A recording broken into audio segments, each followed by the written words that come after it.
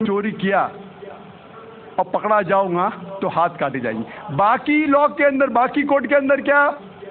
جج کو اب برائب دو، گھوس دو، رشوت دو، لائر کو رکھو، اکثر چھوٹ جائیں گے. اسلام میں اگر پکڑے جائیں گے، ثابت کیا جائے گا، ہاتھ کاٹے جائیں گے، چاہے وہ امیر انسان ہو یا غریب انسان، سزا ایک ہی ہے. ہم سمجھتے ہیں کہ U S A is the most advance country in the world. سب سے ترقی یافتہ، تعلیم یافتہ ملک ہم سمجھتے ہیں یو ایس اے کو. آپ شاید یہ نہیں جانتے یو ایس اے ایک ایسا ملک ہے جہاں سب سے زیادہ چوری ہوتی ہے. اگر آپ فہرست دیکھیں گے وہ ممالک کی جہاں سب سے زیادہ چوری ہوتی ہے، ان میں سے ایک ہے اور اونچے نمبر پہ آتا ہے یو ایس اے. میں یہ پوچھنا چاہتا ہوں، اگر ہم اسلامی قانون، اسلامی شریعت یو ایس اے میں لاگو کریں گے کہ ہر انسان جو امیر ہے 2.5% اپنی بچت کا غریبوں میں بانٹے، اس کے بعد کوئی بھی شخص یو ایس اے میں چوری کرتا ہے، چاہے آدمی یا عورت ہو، اس کے ہاتھ کاٹنا چاہیے. میں یہ پوچھنا چاہتا ہوں کہ چوری کی تعداد یو ایس اے میں بڑھیں گی، وہیں کے وہیں رہیں گی یا گھٹ جائیں گی؟ بڑھیں گی، وہیں کے وہیں رہیں گی یا گھٹیں گی؟ گھٹیں گی. آپ اسلامی قانون شریعت کو کوئی بھی دیش میں لاگو کرے، چاہے وہ یو ایس اے ہو، کینیڈا ہو، انگلینڈ ہو، آسٹریلیا ہو، سعودی عربیہ ہو، انڈیا ہو، سنگاپور ہو، دنیا کے کوئی بھی ملک میں آپ شریعت کو لاگو کریں گے، فوراً آپ کو رزلٹ ملے گا، فوراً.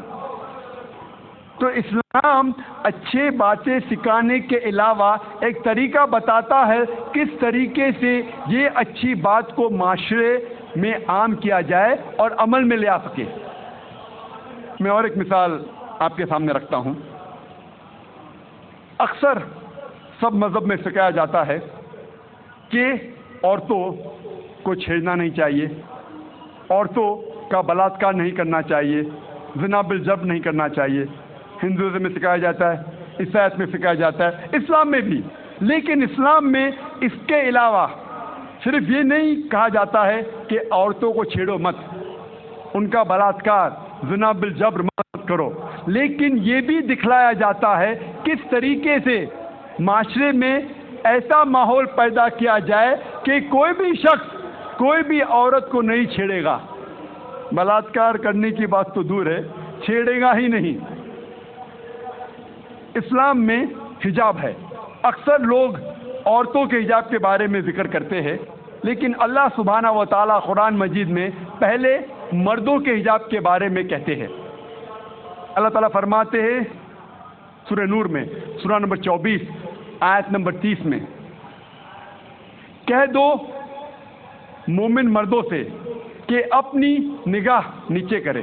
جب بھی کوئی آدمی کوئی عورت کو دیکھتا ہے اور برے خیالات آتے ہیں، قرآن مجید میں بھی لکھا ہے فوراً اپنی نظر کو نیچے کرنا چاہیے.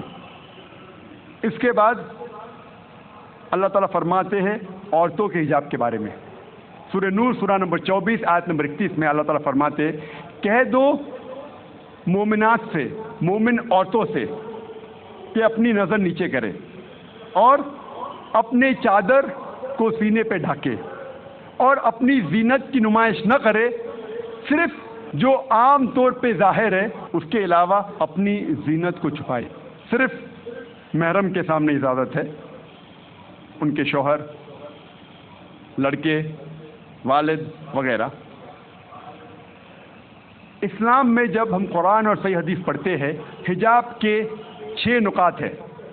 سب سے پہلے نقطہ ہے سطر، مرد کے لیے ناف سے لے کے گھٹنے تک ایکسٹینٹ. عورتوں کے لیے سارا جسم چھپا ہونا چاہیے، صرف چہرہ اور ہاتھ کلائی تک کھلا رہ سکتا ہے. باقی 5 نقاط مرد اور عورت میں یکساں ہے.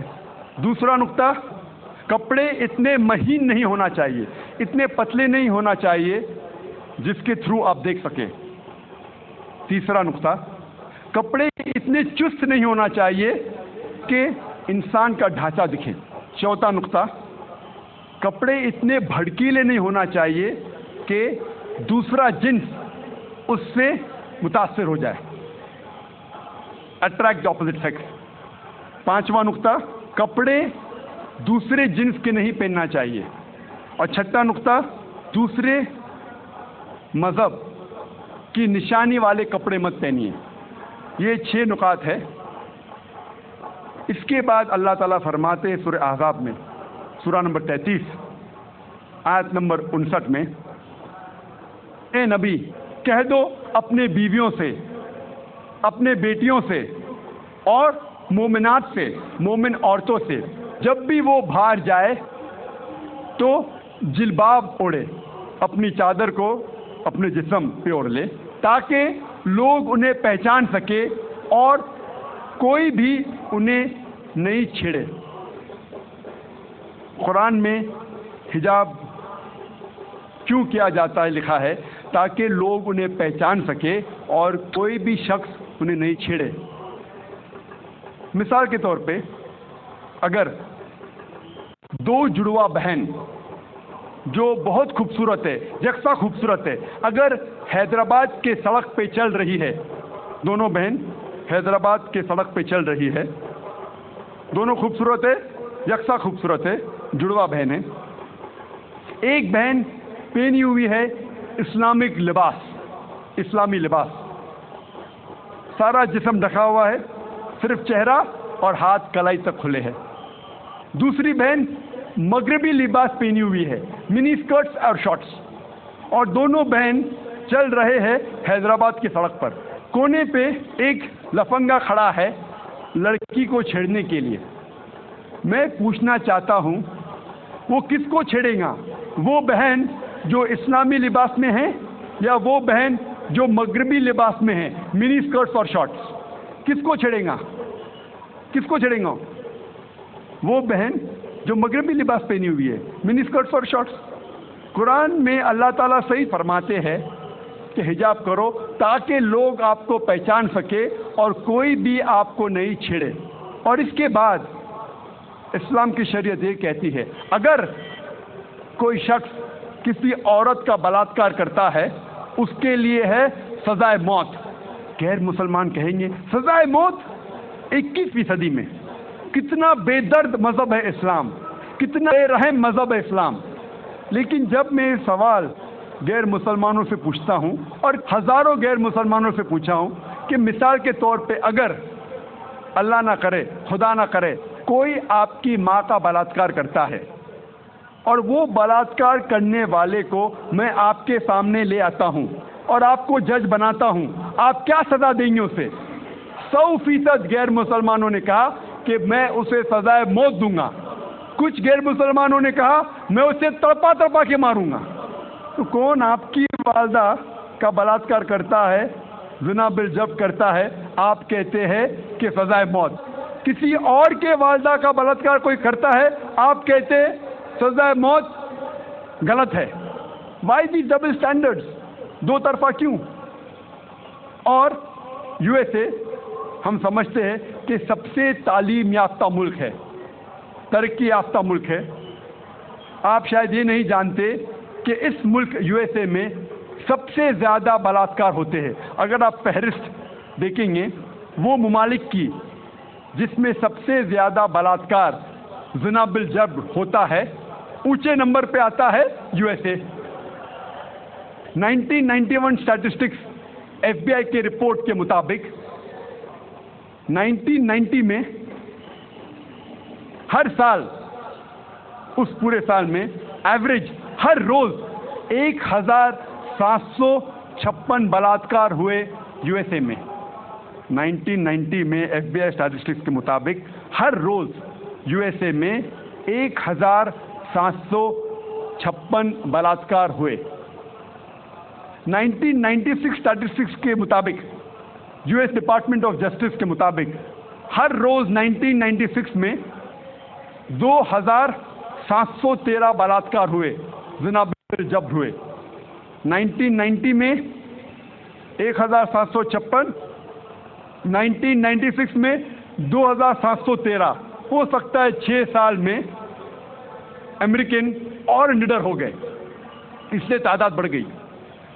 1996 اسٹیٹسٹکس کے مطابق ہر 32 سیکنڈ میں ایک بلاತ್ಕಾರ ہوا یو ایس اے میں، ہر 32 سیکنڈ۔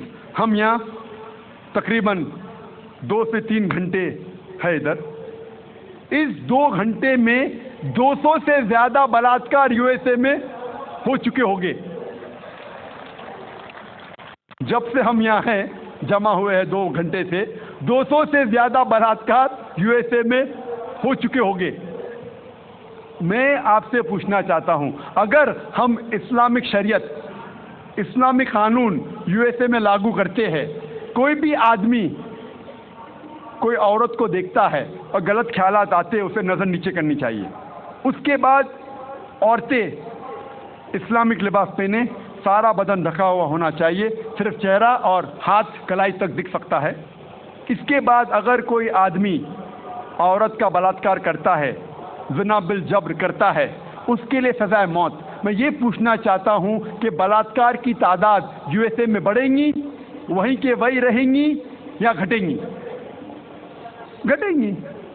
اٹس اے پریکٹیکل لا۔ آپ جہاں بھی اسلامی قانون لاگو کریں گے، اسلامک شریعت لاگو کریں گے، چاہے وہ یو ایس اے میں ہو، کینیڈا میں ہو، یو کے میں ہو، ہندوستان میں ہو، سعودی عربیہ میں ہو، سنگاپور میں ہو، جہاں بھی آپ لاگو کریں گے فوراً آپ کو ریزلٹس ملیں گا، فوراً اس دیش میں رحمت ہو جائے گی۔ اور چند سال پہلے جب ایل کے اڈوانی اس ملک کے ہوم منسٹر تھے، انہوں نے کہا تھا کہ بلاत्ਕਾਰ کرنے والوں کو اس دیش میں سزائے موت ہونا چاہیے، انہوں نے کہا تھا، اور میں اس کے لیے ان کو مبارکباد دیتا ہوں۔ باقی باتیں ایل کے اڈوانی کی میں نہیں مانوں، لیکن یہ بات کو ضرور مانتا ہوں کہ اس ٹائم جب وہ ہوم منسٹر تھے، انہوں نے کہا تھا کہ ہندوستان میں بھی جو بھی انسان، جو بھی شخص کوئی عورت کا بلاत्ਕਾਰ کرتا ہے، اس کو ملنا چاہیے سزائے موت۔ ہو سکتا ہے کہ اگلے ہوم منسٹر یہ کہیں گا کہ عورتیں اسلامک لباس میں ہونا چاہیے، انشاءاللہ ہو سکتا ہے، جو صحیح ہے ہمیں اسے ماننا چاہیے۔ آج کی میڈیا کہتی ہے کہ اسلام عورتوں کو ذلیل کرتا ہے، عورتوں کی حقوق نہیں ہیں اس مذہب اسلام میں۔ جب ہم ویسٹرن میڈیا دیکھتے ہیں ہمیں پتہ لگتا ہے the western talk of womens liberalization, the western talk of womens liberalization is nothing but a disguise form of exploitation of a body, deprivation of honour and degradation of a soul. یہ مغربی نعرہ آزادی نسواں کا حقیقت میں عورت کو ذلیل کرتا ہے، اس کی عزت کو لوٹتا ہے، آبرو کو لوٹتا ہے۔ The Western society claiming to uplift the woman has actually degraded her to a status of concubine, mistresses and society butterflies which are hidden behind the colorful screen of art and culture۔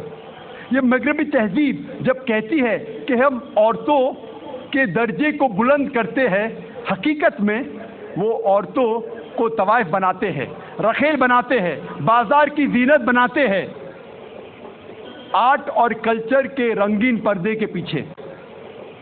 Art اور culture کے نام پہ وہ کہتے ہیں کہ ہم عورتوں کو آزادی دے رہے، حقیقت میں وہ انہیں ذلیل کرتے ہیں۔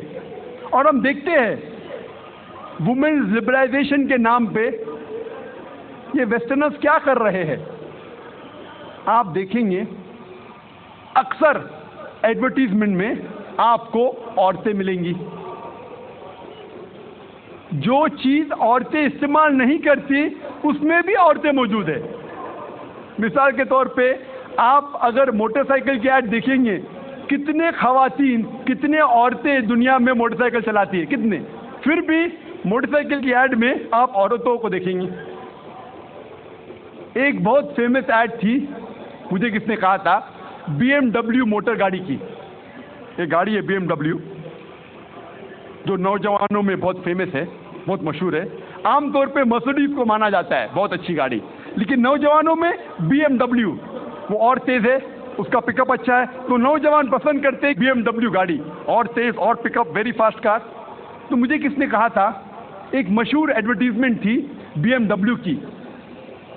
اس BMW کے آگے اس ایڈورٹیزمنٹ میں ایک عورت ہے بکینی میں، اس کے بدن پہ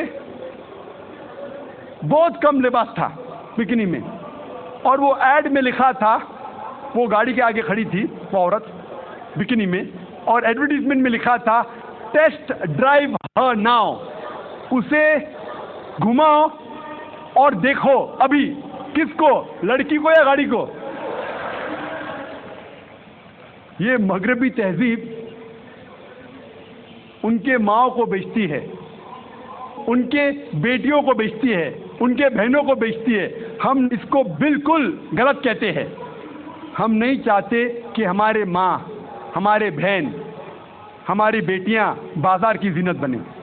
وہ لبرائزیشن کے نام پہ، ترقی کے نام پہ اپنے خاتون، اپنے عورتوں کو بیچ رہی ہے.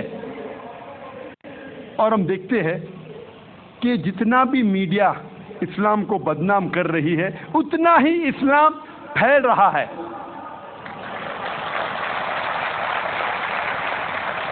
آج سب سے زیادہ پھیلنے والا مذہب ساری دنیا میں نمبر 1 اسلام. USA میں سب سے زیادہ پھیلنے والا مذہب اسلام. یورپ میں سب سے زیادہ پھیلنے والا مذہب اسلام. اور جو لوگ، جو غیر مسلمان اسلام قبول کرتے ہیں ان میں سے 2/3 حصہ عورتیں ہیں. 2/3 آف دیم آر وومن. اگر اسلام عورتوں کو ذلیل کرتا ہے تو عورتیں اسلام قبول کیوں کرتے؟ یہ امریکن عورتیں اسلام کو کیوں قبول کر رہی ہے؟ یہ یورپین عورتیں اسلام کو کیوں قبول کر رہی ہے؟ کیونکہ وہ جانتے ہیں کہ عورتوں کے مسائل کا حل اسلام ہے. وہ جانتے ہیں کہ عورتوں کے لیے رحمت ہے اسلام. اللہ تعالیٰ فرماتے ہیں سورہ ال عمران میں، سورہ نمبر 3 آیت نمبر 54 میں، مکر مکر اللہ واللہ خیر الماکرین. ان لوگوں نے پلان کیا، سازش کی، اللہ نے بھی پلان کیا، اور سب سے بہترین پلانر اللہ ہے. جتنا وہ اسلام کو دبانے کی کوشش کر رہے ہیں اتنا ہی اسلام تیزی سے پھیل رہا ہے. اور خصوصاً میڈیا 11 سپتمبر 2001 کے بعد جو تیزی سے اسلام کو بدنام کر رہا ہے، الحمدللہ ثم الحمدللہ اتنی ہی تیزی سے اسلام پھیل رہا ہے. 11 سپتمبر 2001 کے بعد 10 مہینے میں 34,000 امریکنوں نے اسلام قبول کیا. 11 سپتمبر 2001 کے بعد 9 مہینے میں 22,000 یورپین لوگوں نے اسلام قبول کیا. جتنا بھی وہ اسلام کو دبانے کی کوشش کر رہے ہیں اتنا ہی اسلام پھیل رہا ہے. اسی لیے میں کہتا ہوں اسلام انسانیت کے لیے رحمت ہے، زحمت نہیں. جب میڈیا کہتی ہے کہ انسانیت کے لیے اسلام ایک مسئلہ ہے، حالانکہ انسانیت کے مسائل کا حل ہے اسلام. میں تقریر کو ختم کرنا چاہتا ہوں اللہ سبحانہ و تعالیٰ کی آیت سے. سورہ اسراء میں سورہ نمبر 17 آیت نمبر 81 میں اللہ سبحانہ و تعالیٰ فرماتے وَقُلْ جَاءَ الْحَقُّ وَزَاقَ الْبَاطِلُ إِنَّ الْبَاطِلَ كَانَ زَهُوقًا.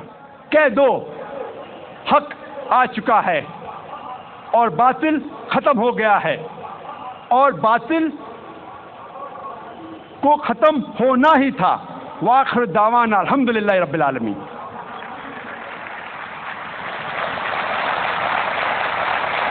جزاک اللہ ڈاکٹر ذاکر نائک. ہم آپ کی مشہور کن تقریر سن رہے تھے جو حقائق منطقی دلائل پر مبنی تھی اور دعوتی پس منظر میں دشمنان اسلام کا منہ توڑ جواب دے رہی تھی. اب اس اجلاس کا دوسرا حصہ جو ہے وہ ہے سوال و جواب کا، اس سوال و جواب کے سیشن کو دلچسپ اور باقاعدگی سے چلانے کے لیے ہم نے کچھ قواعد و ضوابط رکھے ہیں جو میں آپ کے سامنے رکھ رہا ہوں۔ سب سے پہلے یہ ضروری ہے کہ آپ کا سوال آج کے موضوع سے منسلک ہو۔ میری والنٹیئرز حضرات سے گزارش ہے کہ سوالات کرنے والے حضرات میں ہمارے غیر مسلم بھائیوں اور بہنوں کو پہلے ترجیح دی جائے۔ ساتھ ہی جو سوال کرے وہ اپنا نام اور اپنا پروفیشن بتلائے۔ سوال براہ راست کرے، کسی تمہیدی موضوع کے ساتھ لمبی تقریر کرتے ہوئے سوال نہ کریں۔ وقت کم ہے، اختصار سے کام لیں۔ ہر سوال کے جواب ملنے پر دوبارہ اس پر سوال کرنے کی کوشش نہ کریں۔ اگر آپ دوبارہ سوال کرنا چاہتے ہیں تو آپ کو دوبارہ سوال کرنے کے لیے قطار میں جانا ہوگا۔ سوال و جواب کے سیشن کو ہم اس ترتیب سے شروع کر رہے ہیں کہ یہاں میرے بائیں ہاتھ پر ایک مائک ہے جس پر آپ آ کر سوال کر سکتے ہیں۔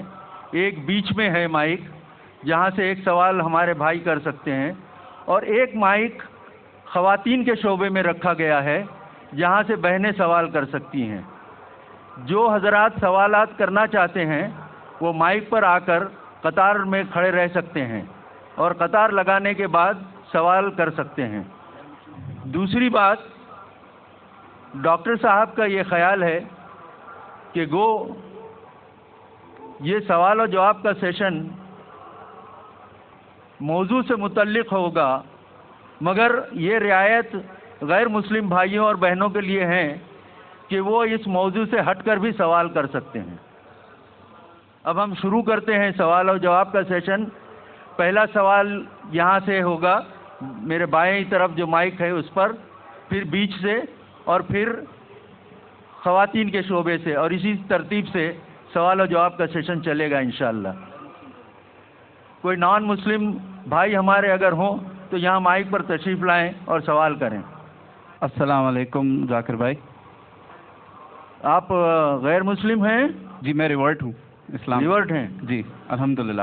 اچھا، واقعی اسلام انسانیت کے لیے رحمت ہے، اور میں اپنے سبھی بھائیوں کو سلام بولتا ہوں یہاں پہ، اور ذاکر بھائی کو بھی السلام علیکم، اور آپ سب کو سلام۔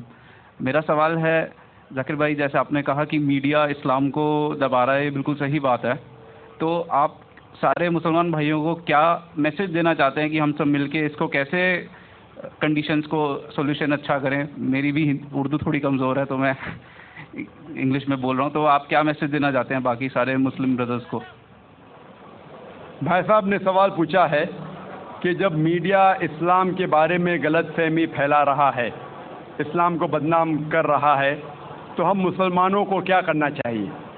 جیسے میں تقریر میں کہہ رہا تھا کہ ہمیں گھبرانا نہیں چاہیے، اکثر ہم گھبرا جاتے ہیں، وی بیکم اپولوجیٹک، ہمیں بازی کو پلٹنا چاہیے، we should turn the tables over, اور میڈیا میں صحیح اسلام کی تعلیمات پیش کرنا چاہیے۔ افسوس کی بات ہے کہ ہم مسلمان میڈیا سے بہت دور ہیں، جو بھی میڈیا ہمارے پاس ہے وہ صرف مسلمان اسے پڑھتے یا سنتے ہیں۔ ہمیں میڈیا کے میدان میں آنا چاہیے۔ ہم دیکھیں گے کہ مسلمانوں کا جو میڈیا ہے اکثر ہندوستان میں اردو میڈیا ہے، اردو صرف مسلمان پڑھتے، کتنے غیر مسلمان پڑھتے، چاہے وہ بمبئی میں ہو، کلکتہ میں ہو یا حیدرآباد میں ہو۔ جو میڈیا پہ ہم پاپولر ہے وہ اردو میڈیا ہے جو صرف مسلمان پڑھتے ہیں، اکثر چند اسمال پرسنٹیج غیر مسلمان پڑھتے ہیں۔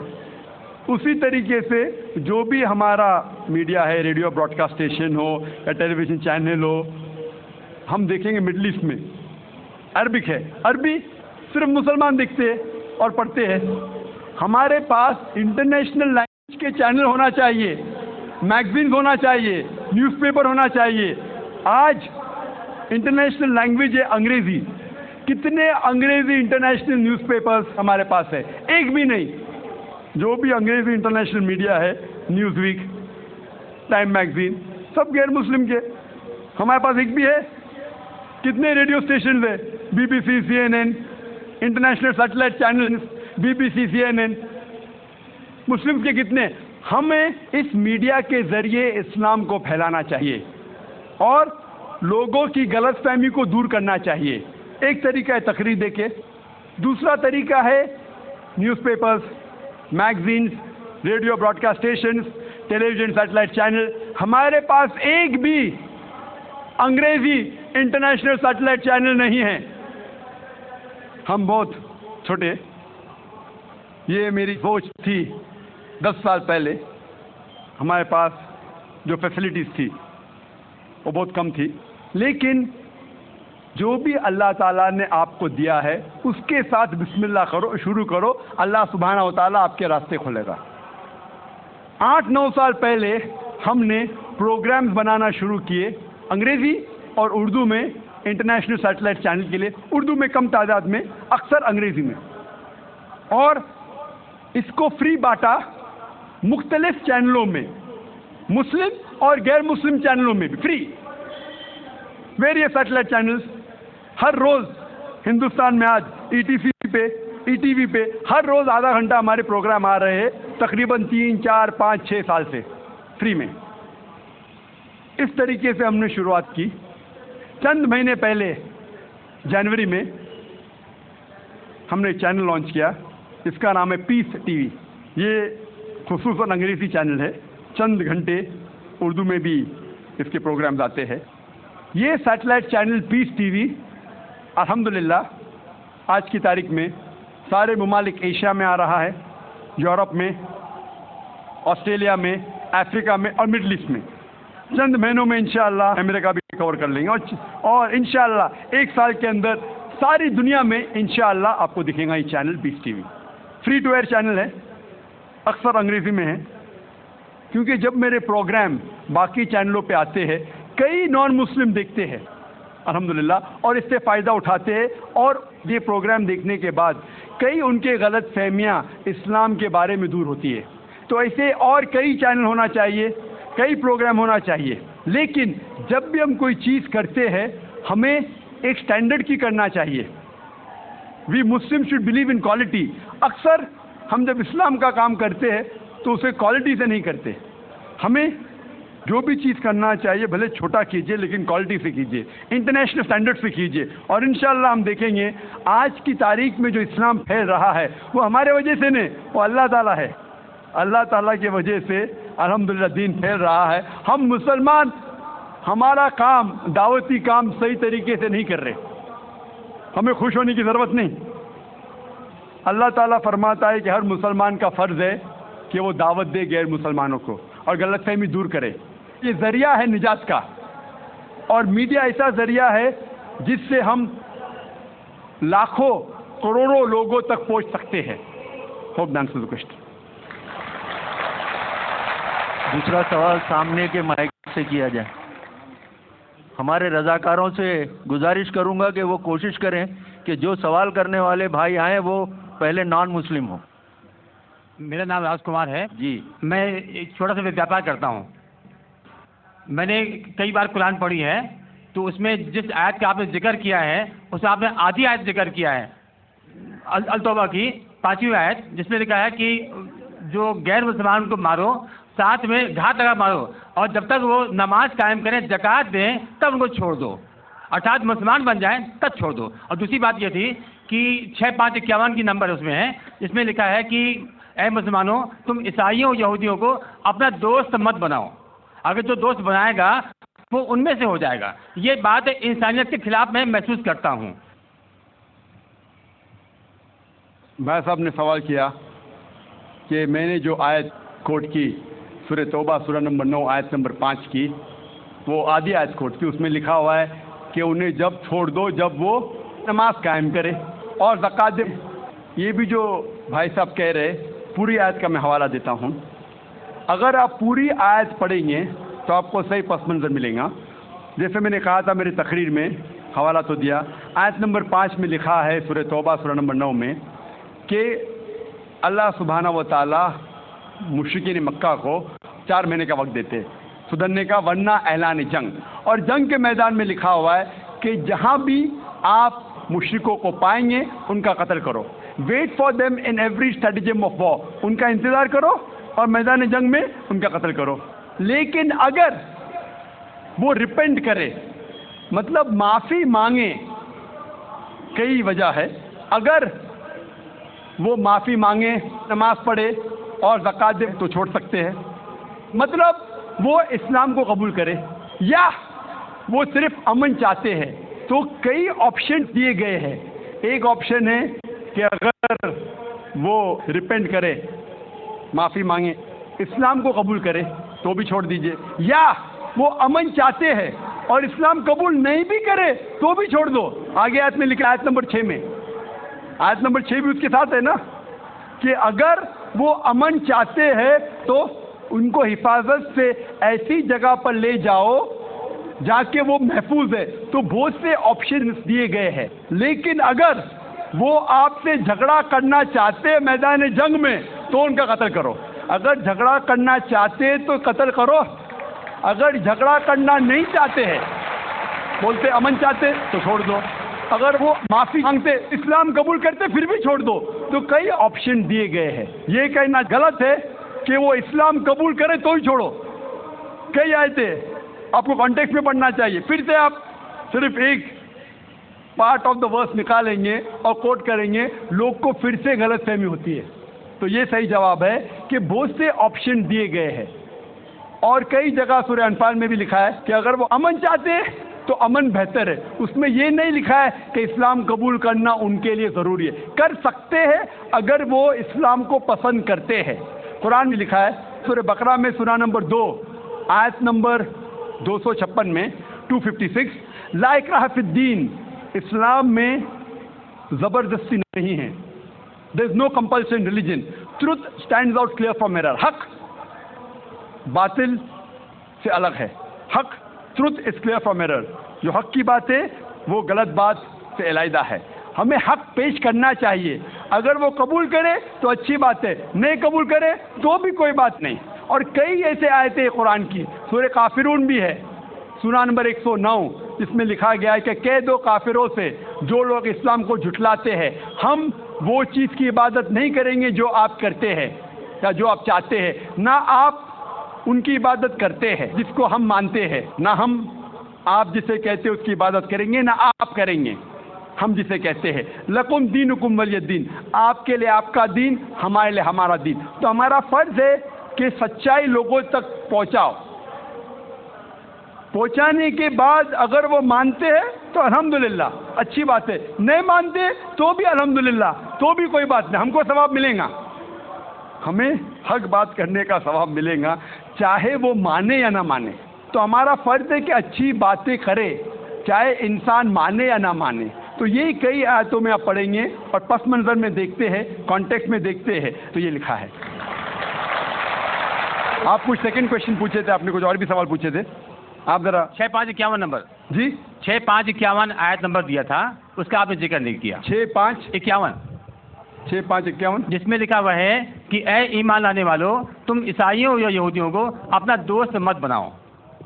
بھائی صاحب نے سوال, یہ آیت سیمت ہے یا اسیمت ہے؟ کیا عیسائیوں اور یہودیوں کو اپنا دوست مت بناؤ, یہ کون سی آیت 6551؟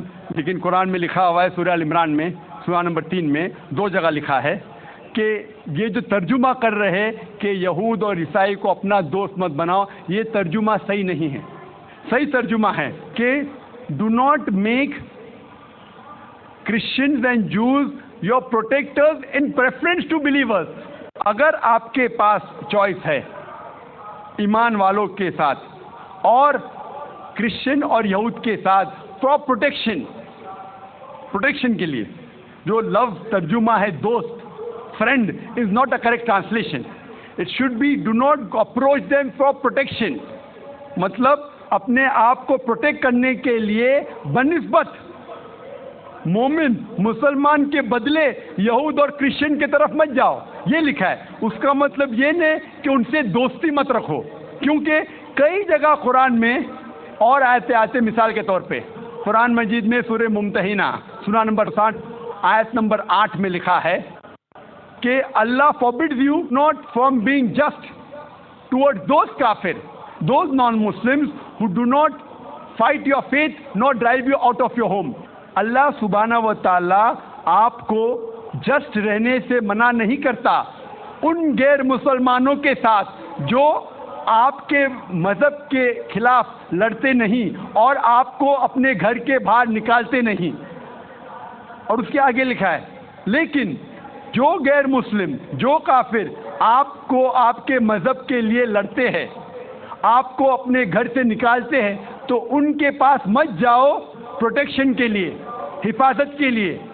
تو اللہ کی کئی آیتیں ہیں یہ کہیں بھی نہیں لکھا لیکن پروٹیکشن کے لیے حفاظت کے لیے اگر آپ کے پاس چوائس ہے پوری آیت ہے کہ اب پریفریبل بہتر ہے کہ آپ مسلمان اور مومن کے پاس جائیے بنسبت عیسائی اور یہود کے پاس. Hope that answers the question.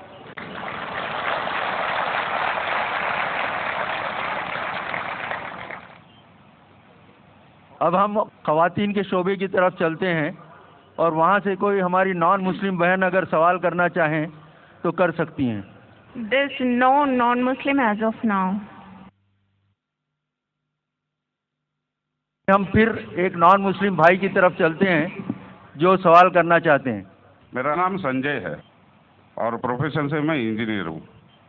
میرا سوال ایک ہے یہ اپنا ہندوستان میں جو ہے پہلے ہندوازم آیا بعد میں بدھزم آیا بعد میں جینزم آیا اور لاسٹ میں جا کے سکھزم آیا. یہ سب میں کبھی بھی ایسا جھگڑا لفڑا بپڑا کچھ بھی نہیں ہوا.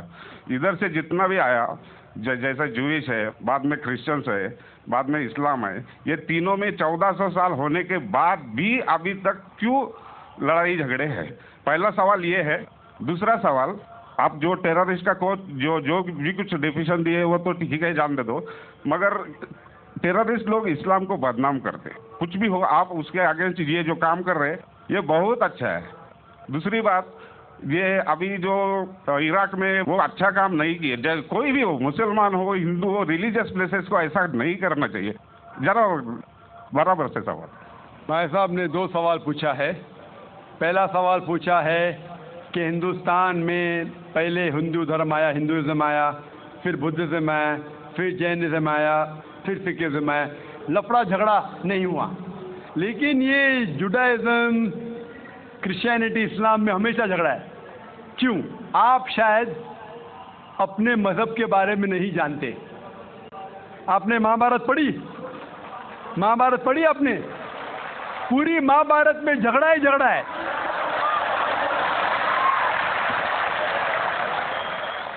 باقی مذہب کے نہیں اپنے آپس میں.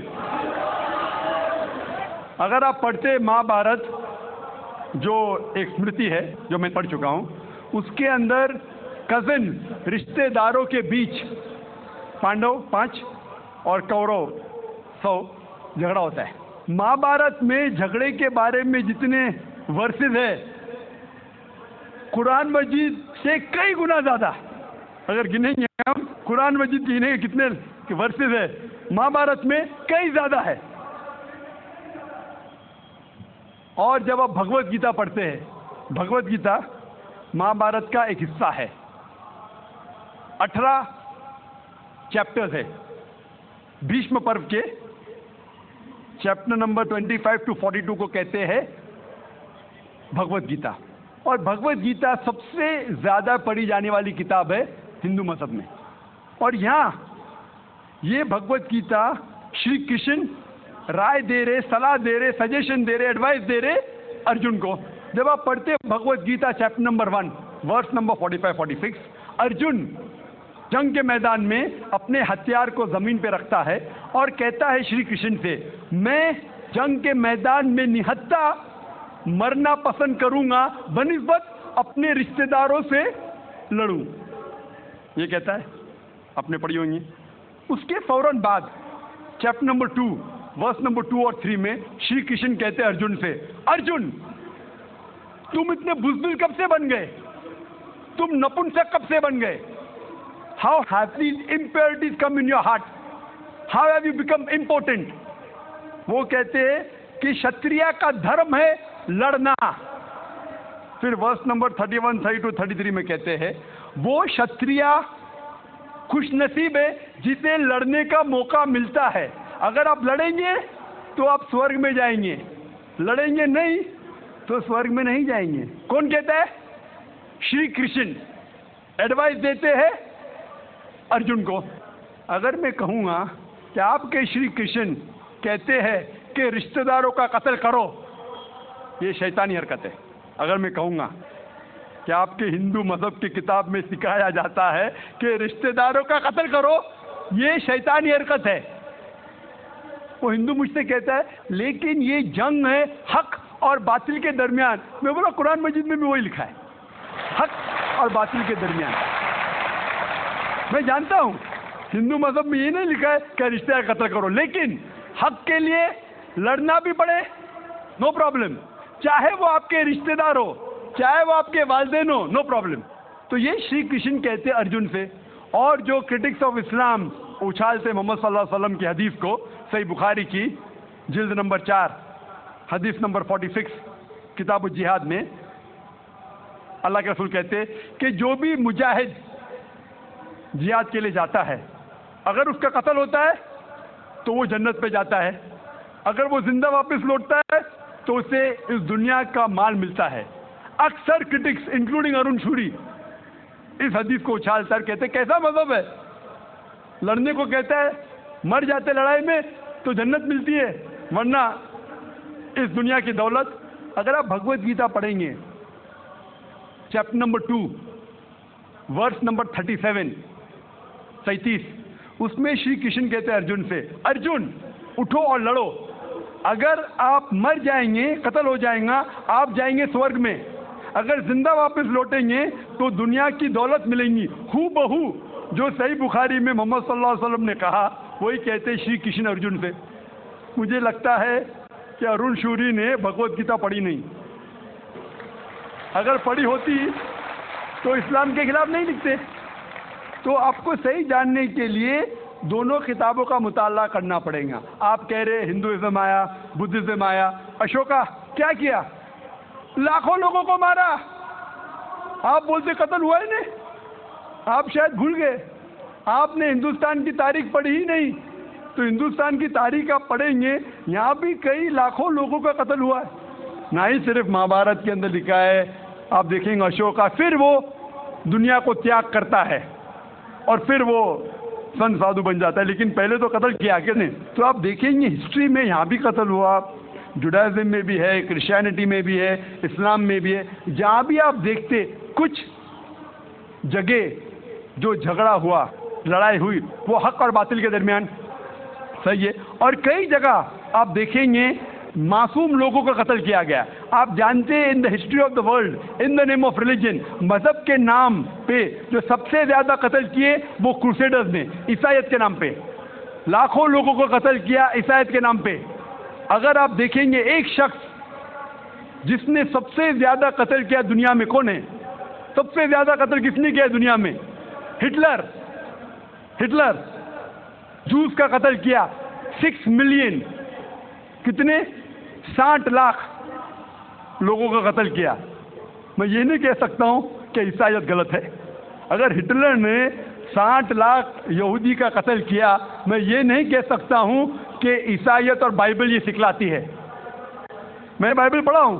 کیونکہ ہٹلر نے 60 لاکھ یہود کا قتل کیا, ہم عیسائیت کو دوش نہیں دے سکتے. لیکن میں جانتا ہوں کہ عیسائیت کے نام پہ جو ہولی وار کہا جاتا ہے, کروسیڈرز نے ہزاروں لوگ کو اپنے صرف مذہب کو کنورٹ کرنے کے لیے لاکھوں لوگ کا قتل کیا. تو آپ دیکھیں گے کئی تاریخ ہے, ہندوستان میں ہے, ہندوستان کے باہر بھی ہے, ہندوازم میں بھی ہے, بدھزم میں بھی ہے, آپ دیکھیں گے کرسچینٹی میں بھی ہے, اسلام میں بھی ہے. لیکن جب ٹکراؤ ہوتا ہے حق اور باطل کا, تو حق کے لیے باطل کے خلاف ہمیں لڑنا ضروری ہے. تو یہ آپ کی غلط فہمی ہے. آپ کا دوسرا سوال, کیا ٹیررسٹ لوگ نے, کچھ ٹیررسٹ لوگ نے اسلام کو بدنام کیا ہے, اور آپ نے کہا کہ ہم اچھا کام کر رہے ہیں, حق کو پھیلا رہے, امن کو پھیلا رہے. آپ کہتے ہیں کچھ حد تک صحیح کہتے. جیسے میں نے کہا کہ جو میڈیا جسے ٹیررسٹ کہتی ہے, وہ ٹیررسٹ کون سے ٹیررسٹ ہے وہ ہمیں جاننا ضروری ہے, کون سے ٹائپ کے ٹیررسٹ ہے. کہ وہ جو لوگ جو غلط کام کر رہے ہیں ان کے دل میں دہشت پیدا کرے تو صحیح قسم کے ٹیررسٹ ہے. جیسے بھگت سنگھ ٹیررسٹ تھا لیکن اچھا تھا. اس طریقے سے اگر کوئی مسلمان غلط لوگوں کے ساتھ لڑ رہے ہیں حق کے لیے تو صحیح ہے. لیکن میں یہ بھی جانتا ہوں کہ there are black sheep in community. کچھ مسلمان صرف نام کے لیے, اور اکثر لوگ سمجھتے نہ ہی غیر مسلم مسلمان بھی سمجھتے ہیں, وہ جہاد کیا سمجھتے ہیں, اگر کوئی بھی مسلم کسی وجہ سے لڑ رہا ہے, چاہے وہ ذاتی فائدے کے لیے ہو, چاہے وہ نام کے لیے ہو, چاہے پیسہ کے لیے ہو, چاہے زمین کے لیے, اسے کہتے ہیں جہاد. یہ غلط فہمی ہے. جہاد کی معنی یہ نہیں کہ کوئی بھی مسلمان کوئی بھی جو جنگ کرتا ہے, چاہے ذاتی فائدے کے لیے ہو, چاہے نام کے لیے ہو, پیسے کے لیے ہو, زمین کے لیے ہو, اسے جہاد نہیں کہتے.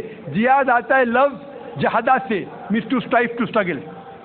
جہاد اسلامک ٹرمنالوجی میں to fight against one's own evil inclination, ہماری خود کی غلط نفس سے جھگڑنا, جہاد کرنا, اسے کہتے ہیں جہاد.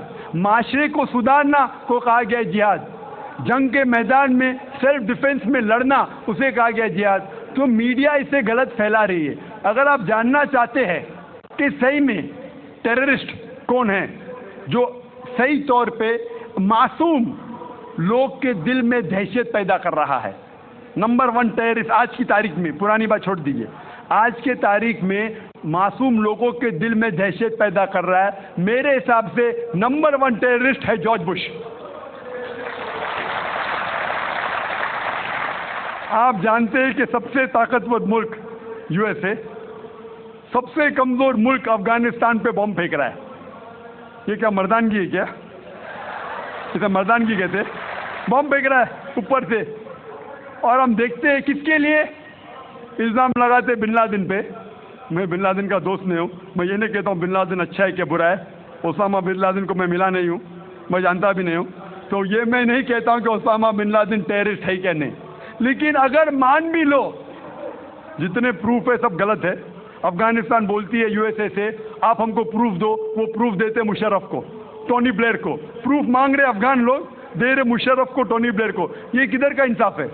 کیونکہ ان کے پاس پروف ہے ہی نہیں. اگر مان بھی لو بحث کے طور پہ, فور سیک آف آرگیومنٹ, اگر ایک شخص نے ایسا غلط کام کیا, آپ ایک شخص کے لیے کیا سارے دیش کے اوپر بم ڈال سکتے؟ 1000 لوگ کا قتل کر رہے, کیا حق ہے ان کو؟ پھر جاتے عراق کے پاس 1000 لوگ کو مارتے. میں یہ نہیں کہتا صدام حسین اچھا انسان ہے, میں یہ نہیں کہتا ہوں, میں جانتا ہوں کافی غلطیاں کی, لیکن جو عراقی لوگ صدام حسین کے ٹائم پہ جو ان کو تکلیف ہو رہی تھی, ابھی اس سے کئی زیادہ ہو رہی ہے, کئی زیادہ. کون کر رہا ہے؟ George Bush. یہ تو میں نے 5 سال پہلے کہا تھا آسٹریلیا میں, جب مجھے امریکن کانسولیٹ نے پوچھا تھا سوال کہ do you consider Osama bin Laden terrorist, تو میں نے اس وقت کہا تھا, چند مہینے بعد, 2-3 مہینے بعد, 11 سپٹمبر کے بعد, I consider number 1 terrorist to be George Bush, اور ہیڈ لائنز میں آیا تھا. آج تو کئی لوگ کہتے ہیں کہ جارج بش ٹیررسٹ نمبر 1 ہے. امریکہ میں بھی جب ایک سروے ہوا تھا, ایک پرائیویٹ آرگنائزیشن نے سروے کی تھی یو ایس اے میں, جاننے کے لیے 3 نام دیے ان نے, کون سب سے بڑا ٹیررسٹ ہے, Osama bin Laden, Saddam Hussein یا جارج بش. نمبر 1 ہمیشہ جارج بش ہے. غیر مسلم بھی کہتے ہیں سب سے نمبر 1 ٹیررسٹ ہے جارج بش. سب سے لوئسٹ پرسنٹیج اس کو ملا 73%, اور کچھ لوگ نے 78% لوگ نے کہا کہ ٹیررسٹ نمبر 1 جارج بش. ابھی انہیں پتہ لگ رہا ہے 5 سال بعد, 6 سال بعد. میں تو پہلے کہا تھا. تو آپ مجھ سے پوچھیں گے کہ یہ میڈیا ایسے لوگ کو لے کے اچھال رہی ہے اور میڈیا بدنام کر رہی, جو حالات ہو رہے ہیں, کوئی بھی مذہبی, چاہے ٹیمپل ہو, چاہے چرچ ہو, چاہے مسجد ہو, قرآن میں لکھا ہے اس کو ڈسٹروائے نہیں کرنا چاہیے. کوئی بھی, قرآن کی آیت ہے, do not destroy temple, churches, places of worship, غلط ہے. تو قرآن میں بھی لکھا ہے. تو کوئی بھی شخص یہ کرتا ہے, ٹیمپل یا مسجد یا مونسٹری یا سینیگوگ کو توڑتا ہے, تو یہ انسانیت کے خلاف ہے اور قرآن مجید کے خلاف بھی. Hope that answers the question.